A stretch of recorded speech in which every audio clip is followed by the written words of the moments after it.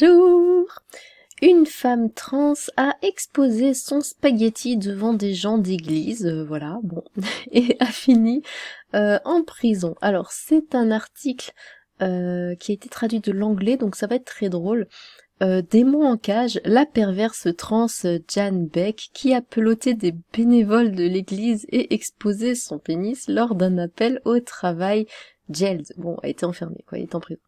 Un prédateur trans qui a commis des agressions textuelles contre des volontaires dans un café d'église et a flashé son pénis lors d'un appel vidéo de travail a été mis en cage, en prison. Jan Beck, 53 ans, a attaqué 2 femmes au centre d'accueil Fed Up pour personnes vulnérables à Strandraur. Voilà, donc ceci est une femme.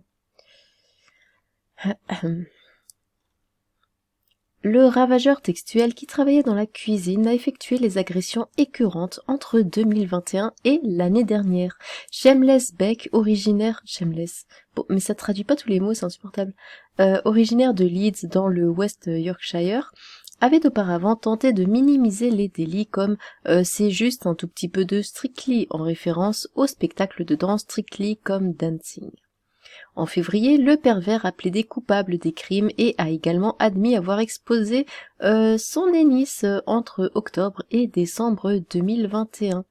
Beck, qui s'identifie comme une femme, est retourné au Strandraer Sheriff Court pour la condamnation.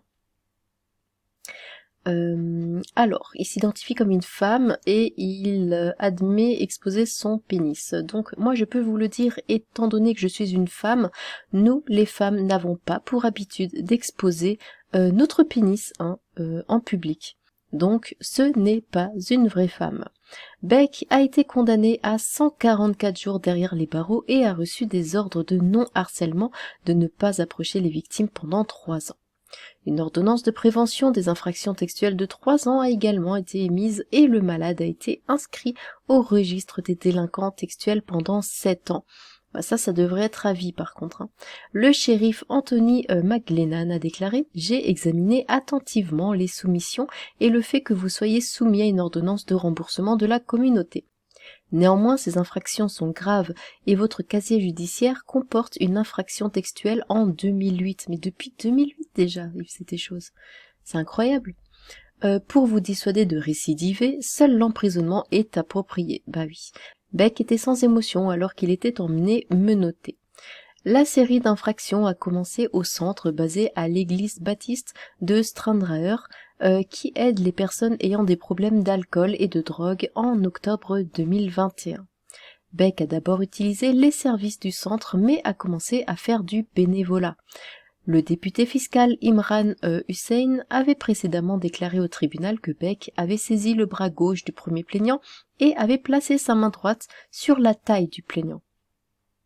Monsieur Hussein a également déclaré qu'il y avait plus d'occasions où Beck marchait derrière la femme et glissait son corps contre le dos de la plaignante. D'accord, donc il se frottait contre son dos. Il a ajouté « c'était délibéré, à motivation textuelle, et le plaignant a développé une véritable peur de l'accusé. » La deuxième victime a accusé Beck de lui avoir touché le dos et les fesses. Elle a ensuite signalé l'incident à la police et Beck de Strandraer a été arrêté en juillet 2022. Beck a vendu Avon et a participé à des conférences téléphoniques hebdomadaires depuis chez lui avec des collègues à travers le Royaume-Uni entre octobre et décembre 2021. Le tribunal a appris que Beck porterait une robe de chambre lâchement nouée sans rien en dessous et a été averti à plusieurs reprises des vêtements révélateurs. Beck a également été précédemment accusé d'avoir agressé une fille de 13 ans, mais les procureurs ont accepté un plaidoyer de non-culpabilité, évidemment, bien sûr. Hein. Pourquoi donc? Ça aurait été transphobe, non, n'est-ce pas? Hier, lors de la détermination de la peine, l'avocat de Beck, Michael Kilker, a déclaré « En raison de son approche négligente de l'engagement dans cette lésion vidéo avec ses collègues, cela a entraîné cette infraction. Il agresse une fille de 13 ans. Il faisait déjà des bêtises en 2008 et il est toujours là.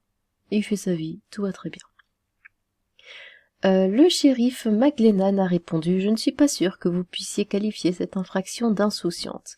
Beck a été emprisonné pendant 2 ans en 2008 après avoir utilisé le nom masculin Graham Beck pour attaquer une femme endormie après s'être rencontré sur un site de rencontre. » Ouais, et ça, on le voit très souvent, il y a pas mal d'histoires dans ce genre, c'est des femmes trans qui, en fait, n'aiment pas les femmes, veulent faire souffrir les femmes, mais sont excitées par l'image de la femme. C'est pour ça qu'elles deviennent des femmes trans, parce que voilà, ça les excite, tout ça. Mais à côté, elles se servent de leur image pour faire du mal aux femmes, parce que en se faisant passer pour des femmes trans, elles peuvent avoir accès à des endroits réservés aux femmes, comme les toilettes publiques ou ce genre de choses. Et c'est là qu'il arrive les agressions et tout ce genre de choses. Donc il faut faire très attention à ça. Parce que c'est finalement le fait de se dire trans, c'est un peu la nouvelle astuce, la nouvelle solution pour pouvoir approcher les femmes et les agresser, leur faire du mal, les agresser textuellement, etc. Et non, ce n'est pas transphobe de dire ça, parce qu'il y a pas mal de trans qui m'ont dit, qui m'ont fait la réflexion, il ne faut pas parler des mauvais côtés des trans, quand il se passe ce genre de choses, il ne faut pas en parler parce que c'est transphobe, parce que ça donne une mauvaise image de la communauté trans. C'est ce qu'on m'a dit, on me l'a dit à plusieurs reprises.